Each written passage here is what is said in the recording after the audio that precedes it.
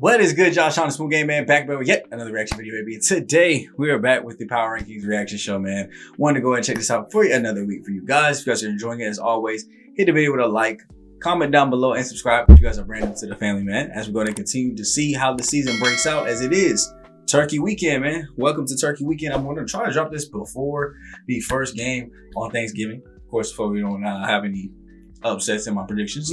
But, This is basically it, man. Turkey weekend is one of the greatest weekends to watch football, of course, but it's also, I'd say, the weekend of clinchings. This is where it basically come here on is playoff looking and seeing teams get eliminated every so often and people getting into those clinching scenarios. In fact, we actually have 3 clinching scenarios this week happening with the Bills, Chiefs, and Lions all able to clinch playoff spots if a number of other things happen. It's not going to be the easiest clinching week, but this could be the earliest that we see somebody clinch since back in the 2019 Saints. You know what I'm saying? The greatest team to ever play since Drew Brees. You know what I'm saying? But no, all that out of the way, man. Let's go ahead and jump into these rankings. See how they've changed up here at all, or if at all, here in the top of the order with the way that last week kind of shook down. Let's see it. Eric, I was texting you over the weekend. We got some chaos here. NFC West, still don't know who the division West favorite is. And the Houston Texans, I don't know what to do with this team, but that's your job today. Hey, my boy just pointed at blame. He said, I don't know what to do with them, but you get paid to figure that out, so I don't got to worry. It is my job, right? I mean, they're still in the playoff picture, but it's hard to rank some of these teams, especially after week 12. We had some funny results, even some wins, some expected wins ended in unexpected fashion. Oh, yeah. The Kansas City Chiefs, by the way, one of those teams barely beat the Panthers. Figured out a way to get it done. But boy, oh boy, I was like, there might be a free fall in the rankings, according to Eric. But let's get right to it. Teams 1 through 8 in the rankings. No surprise. And they actually did drop. I mean, barely losing to a team that's been one of the worst all season. Should probably do it to you, as the Lions and Bills stay at the top at 1 and 2. Eagles still looking strong, jumping up to the 3 spot there for us. Ravens jumping up 2 spots to 5. Vikings dropping down to 6. Packers up to 7. And Steelers dropping down 2 to number 8 after losing to the Browns. Probably could stand to drop a little further. Also losing to a team that's been one of the worst in the league all season. Kind of showing a little bit of vulnerability there for us. And like I said, I thought that the Ravens are a stronger team. They just kind of had their number in that game. I still think they would win in a playoff setting. So I do agree with the Ravens being above the Steelers here, despite the record. I would say I see why you flip the Eagles and the Chiefs. I don't know if I wouldn't mind. I think I still would have the Chiefs number 3. Playoff bias, mainly in focus when I'm making these mile rankings, is like, would you win in a playoff setting? Who's more likely to win a playoff game? I would put the Chiefs over the Eagles still. But honestly, I probably would still have them over the Bills low key. Hate me if you want to. But Detroit, Bills, Detroit, Buffalo, Kansas City, Philadelphia is for me. If you have the other one around, though, I'm not even going to argue. Sitting in that number 3 spot here, Eric, I got to tell you, there is a legit argument right now. I know the Lions and Buffalo are 2 teams that you really like. I don't know if there's a team outside of maybe Detroit that's playing better over these last few games than Philadelphia. Absolutely. And that's why I moved them up over the Chiefs in spite of the Chiefs winning Sunday, because it wasn't that impressive. We'll get to that in a minute. But Philadelphia was impressive. They really put on a show Sunday night, flexing on both sides of the ball. Saquon Barkley, I mean, we debated the value, $13 million per year plus. You know, the fumble against Atlanta early in the year, was he going to be worth it? I think he's worth it. I think they've done pretty well for themselves ROI-wise. And, you know, you hit for 255 on the ground in a game, you're doing something right. 9th best rushing game all time. And that doesn't even begin to mention the defense and what they've been able to do on that side of the ball. They targeted big areas of need, another explosive offensive player, improving that secondary, the pass rush.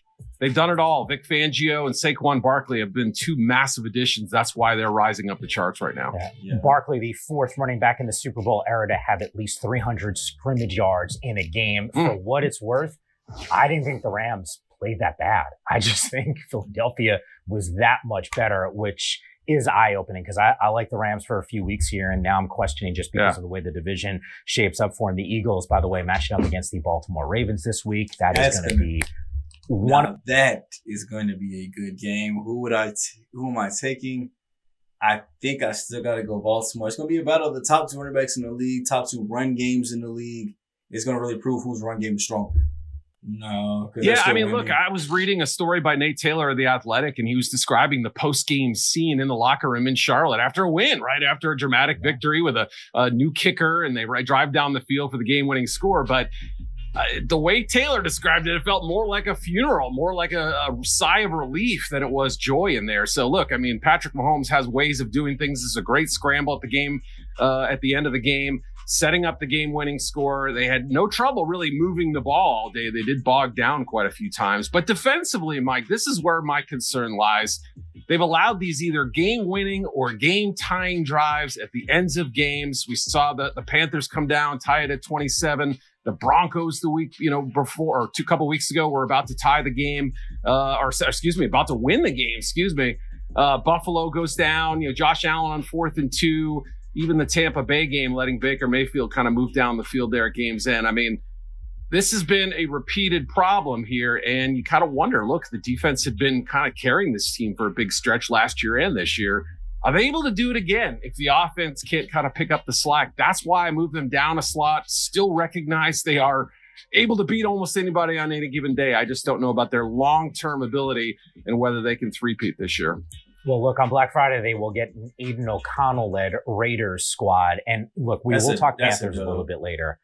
I know I'm not alone here. I actually was pretty happy for Bryce Young because he gets benched. There's a lot of negativity around. Let's talk about that. I've been proud of Bryce too, even as a Saints fan. I got to say, I always root for. I like to see young quarterbacks come up and be successful and like see who's going to be the next, Manning, Brady, who's going to be the next Rivers, Breeze, Roethlisberger. Like our lineup of just top tier QBs, and so I love seeing the next generation come in and show that potential to kind of take into that top 10, top 5 quarterback conversation. So the fact that he got benched and to bounce back and play as well as he had these last 2 games, even getting a win out in Germany, playing Kansas City as tough as he did, I think kind of shuts up all those haters and doubters that thought, with the terrible start, that's it for him. Size was a big question for him. Like he's not going to hold up, and great games are starting to come up just by having a little bit of rest, take some time, get your mind right. Whatever they did to him during that time of benching, it worked. So other teams,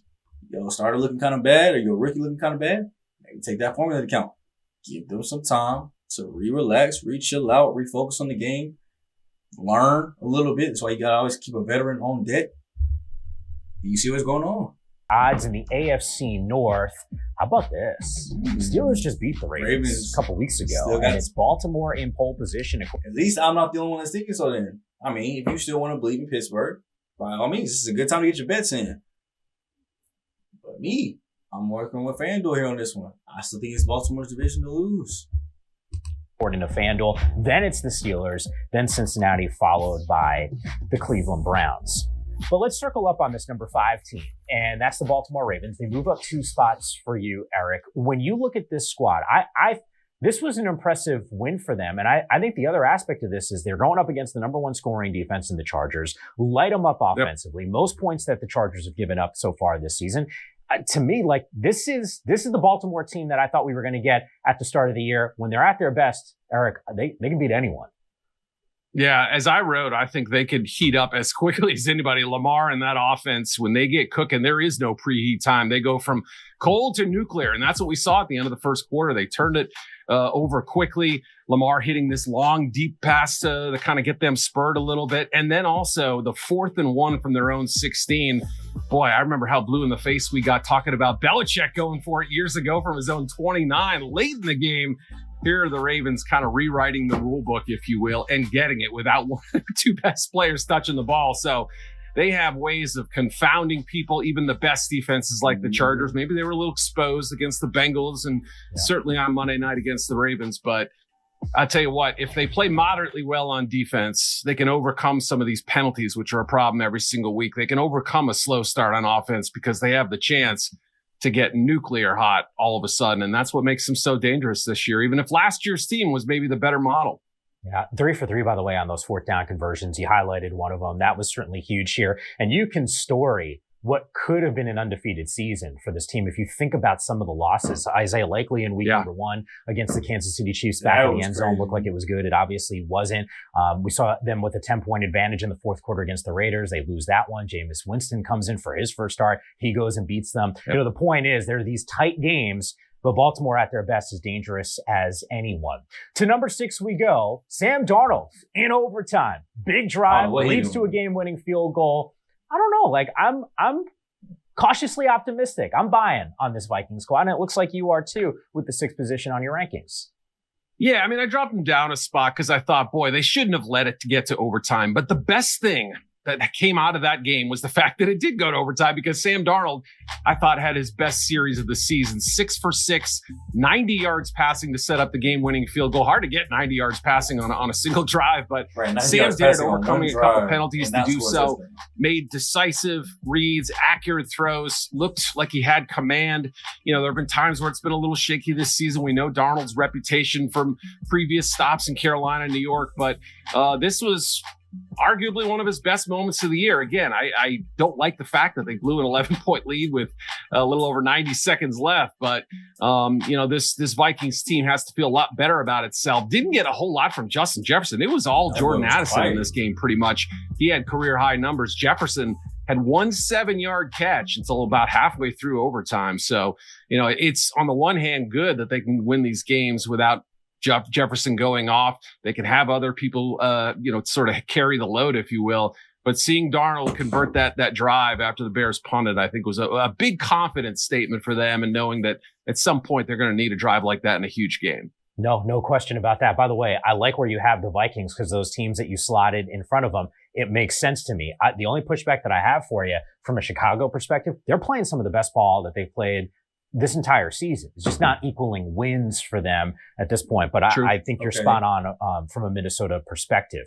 The Steelers, I was telling people here in the building before this game, I'm telling you, I think the Browns are going to win this thing. It feels like a letdown. I wasn't overly impressed by the win against the Ravens because of how it looked on the field and how Baltimore played in this game. But is there anything cooler than watching a game in the snow and seeing some of those high-res slow motion videos on social media?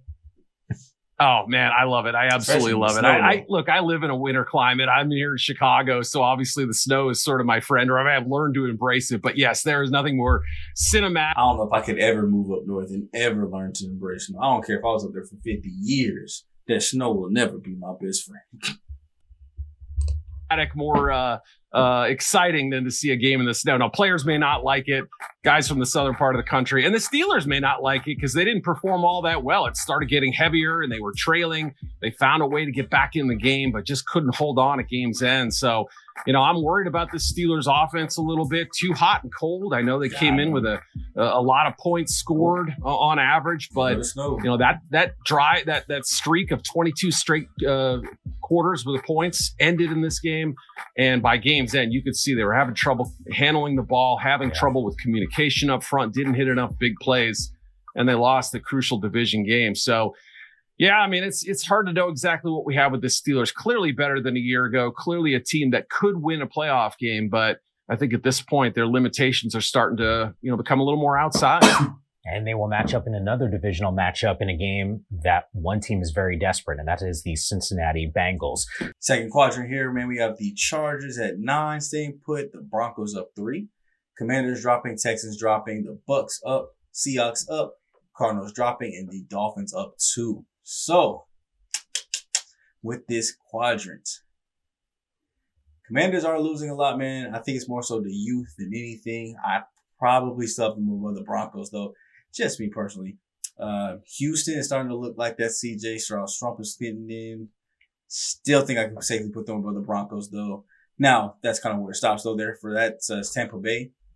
Crazy that they're above Atlanta, even though Atlanta's still leading the division. But Atlanta has been slumping, but I don't think Tampa Bay deserves to be that high. I probably would put Seattle and Arizona and maybe Miami above them. So putting the Buccaneers at 16 would be where I would have that. So you might even be able to make a case for Miami above Arizona. Okay. Chargers, Commanders, Texans, Broncos, Seahawks, Dolphins, Cardinals, Buccaneers. That's my next quadrant. Let me know yours. Yeah, I think you make a good Pretenders. point. Could they They go are on the road pretenders. to, the AFC South winner, presumably Houston, and win that game? Sure. But as we've seen, when they are stacked against some of the league's heavyweights, lost to the Chiefs, lost Monday night to the Ravens, there are a few more games like that. They just haven't weighed in the same class as those teams, right? They take the early 10-0 lead, kind of establish their dominant force up front, and they start dropping passes, penalties. They had at least one penalty by every single starting offensive lineman. Dang. Just mistakes on defense, blown cover. That is a crazy stat. Every offensive lineman dropped a penalty. Every offensive lineman about to be doing these runs and rolls when we get back to practice. Just couldn't tackle, bad angles to the ball. All the things that had made them a good team seemed to come unglued. And for whatever reason, when the talent level rises, I think that's when you see their challenges kind of increase a little bit. So, yes, dangerous team, style of play. I think all those things are right. Can we please get Justin Herbert some better receivers or some more receivers, guys who can hang on to the football? Because until that happens, till they catch the ball consistently, I am a little worried about their potential. Yeah, at one point in the second half, Quentin Johnston gets hit in the hands with the football, drops it. He had so much green grass, that might be a touchdown, or maybe we're talking about a different game. Ladd McConkey, by the way, has emerged as Justin Herbert's go-to wide receiver. Yep. He's a good, really, really good player, but you're right. They need some other pieces that are there. And look, J.K. Dobbins going down did not help the cause Monday night against the Baltimore Ravens. At number 11 here, look, I teased it. I said the Commanders. Are they contenders, pretenders? They've lost some tough games here the last couple weeks. I still like this squad. Do you? I do. I do. I like the fight, but I also realize that, look, these types of games are the ones we kind of expected them to lose this season, right? I mean, it wouldn't have been a shock to suggest that the Cowboys beat the Commanders. And, everything we've seen up to this point has pretty much belied that. But you're starting to see the cracks in the armor a little bit. The offense has not been nearly explosive. I mean, prior to that long touchdown to Terry McLaurin, they stalled. They didn't have the same kind of juice. Daniels was having trouble finding his receivers open. He had some scrambling room, but Brian Robinson in the run game, not exactly humming as well. So issues on that side of the ball. Obviously some questions on defense, and then the way the game ended, the special teams disaster, one of the worst sort of 3 or 4 play stretches that you'll ever see in a game. But even before that, I think some of their troubles did come out. So I love the job they've done, but they're hitting the wall on both sides of the ball, and that is a problem heading into the home stretch. 4 touchdowns scored in the final 3:30 of the game. What a wild finish, and the Commanders this close to missing a kick has probably got to be the most defeating feelings for any athlete. You practice all week to do one thing, and then you miss. Ooh, the amount of like internal turmoil that you're going through. And then you got to go hear about it from everybody else. Oh my. I couldn't imagine. That's why I couldn't be no kicker for real. Even if I could kick, because I really can't kick. But yeah, I mean, that says something about this group, though, doesn't it, Mike? I mean, you kind of look and all these teams have a little bit of a question, a little something holding them back. Maybe it's their record. Maybe it's their quarterback. That's not really the case with the Texans. They're in great position to win this division. They just have to win games and stop shooting themselves in the foot. Like, I thought CJ Stroud threw 2 bad interceptions, 2 picks that were on him. And we haven't said that very often. He doesn't have a lot of 2 interception games in his short career. But that one right there, staring down the linebacker, not able to float the ball to the second level. We saw it in other games as well. Here's the safety at the end of the game. Just too many mistakes. Now, the pressure they're giving up is a problem. But Stroud's got to take some of this responsibility, too, and that defense has to tighten up. Too many big plays. Yeah, they've lost 4 out of their last 6 games at this point, a season low, 12 points. 3 for 13 on third down. Not going to get it done. In fact, in the second half, they were 0 of 6 on third down. They had just 4 first downs in the second half. You don't expect that from this team. The expectation is much higher. Get an opportunity to get back in the win column with a matchup against Jacksonville. All right, the Seattle Seahawks. They're proving some doubters wrong here. I know it was a strong start. Then they hit a little bit of a lull. Now, all of a sudden, they're beating some good teams, right? San Francisco, well, I don't know how we feel about San Francisco being a good team, but they beat them in the Bay Area, and then they take out a Cardinals team where the arrow was pointing up. How you going to say a good team and list 2 mid teams? Come on, gang. That was not a good description. You're not going to see Seahawks justice there.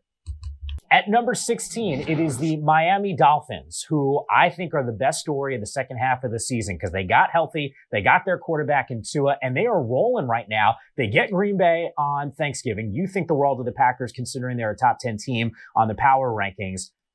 This is a different offense. This is the team that I thought we were going to see at the start of the year. Had they been healthy, I don't know if there's a sense of desperation around the squad like there is right now. Yeah, and this is the ultimate test for them too, Mike, isn't it? Right down the stretch, they struggled last year. What did they struggle with? Cold weather games. They're going up to Green Bay. We're expecting weather in the 30s, maybe some snow. This is the opportunity for them to kind of slay the demon, if you will. Yeah, those losses to Arizona and Buffalo still sting. Had they won those, totally different picture. They'd be higher on this list for sure. But Tua has played well since returning. That's the biggest thing. We went from talking about him retiring to him being a big reason why the Dolphins are still in this race. They've gotten their playmakers the ball, and defensively they have been much, much, much better. So it's impressive to see. Now, can they finish this thing off? Still a long way to go, but you go up to Green Bay and get a win on Turkey Day, you're doing all right for yourself. Yeah, it's a really good point, Eric. I hadn't thought about it like that because Tua's been balling, but you're right. A couple weeks ago, we were like, hey, should this dude be out there? Should we be considering him as a guy that maybe would be, for the long term, better off not playing? But he's balling right now with a over 70% completion percentage since his return. And once again, that team continues to win. All right, now we got the third quadrant here. We got the Falcons staying put at 17. The 49ers dropping down 2. Rams, Colts, Bengals all staying right where they are at. Cowboys up 3, Bears down 1, and we're down 1. I don't understand. We still could beat the Cowboys for real. If we being honest, you know what I'm saying? We should have the done anyway. So we stomped the Cowboys. Put us above the Cowboys. What is this list?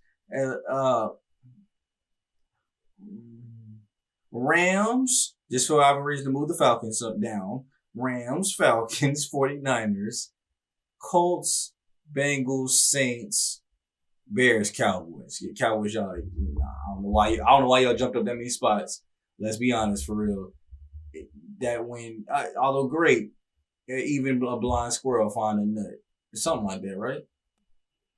Yeah, it's feeling more and more every day to me, at least, like the 2020 season. Now that 2020 was its own sort of animal, but the 49ers were ravaged by injuries that year. You know, they kept kind of hanging in there, giving themselves a chance, but never really making that big burst. And, you know, even with McCaffrey coming back, a rare fumble from him against the Packers. And, Kittle has the big game, but, other things kind of offset it. They weren't able to stop him on defense. There have just been so many problems and so many, giveaway losses, right? The Cardinals game early in the year, the Rams, there have been plenty of those, but this one on Sunday was just being outclassed. Look, I didn't think Brandon Allen played that poorly, to be honest, but all the other aspects of the 49ers need to be a lot better. So I'm with you, Mike. I just don't see a realistic path. But then again, the NFC West is pretty loaded, and if all those teams struggled on the stretch, they're still in it. Okay, I'm glad you bring that up because in terms of a wild card spot, I don't know if I'm buying a game and a half back of the Commanders right now, who's sitting that 7th seed, that final wild card spot. I think the path for them is to go and win the division. The problem is they got losses against Seattle. They got a loss against Arizona as well. I don't know. Once again, just not a whole lot of real estate for this squad. All right, let's move on to teams 25 through 32. The Browns at 25, a win. They say, we ain't staying too long on Route 3. Go straight to Route 4. Browns up 1 to 25. Jets down 2. Panthers up 1. Titans up 2. Patriots down 2. Giants down 1. And then the Raiders and Jaguars kind of rounding out the bottom half. So I'm straight with it. Honestly.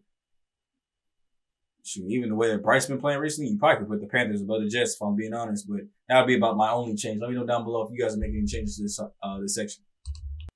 Yeah, they're like the best of the rest, right? And they were like, but when my college basketball team would always be 26th in the ranking, they would be ranked first, just outside the top 25. That's kind of where the Browns are right now. Jameis has given them some life. Could he be their bridge quarterback next year? If he keeps playing this way, there are upset potentials, throughout the rest of the season. So he pulls off 1 or 2 more of those, absolutely gets that opportunity. So it's been fun to watch a little rebirth here. Yeah, look, everyone in the NFL loves Jameis. I'm just going to throw that out there. At 27, the Panthers, they move up a spot. I got to tell you, I'm smiling ear to ear. I am and I mentioned this at the top of the show, happy for Bryce Young. Is this team, have they turned the corner? Well, Bryce Young has turned the corner, right? Every single week, it seems like he gets incremental games. And you saw, Dave Canales kind of soft-footed a little bit. He wasn't going to throw all his support towards Young. But now he said, look, Young's play has spoken for itself. That has been the best development the last couple of weeks. Absolutely.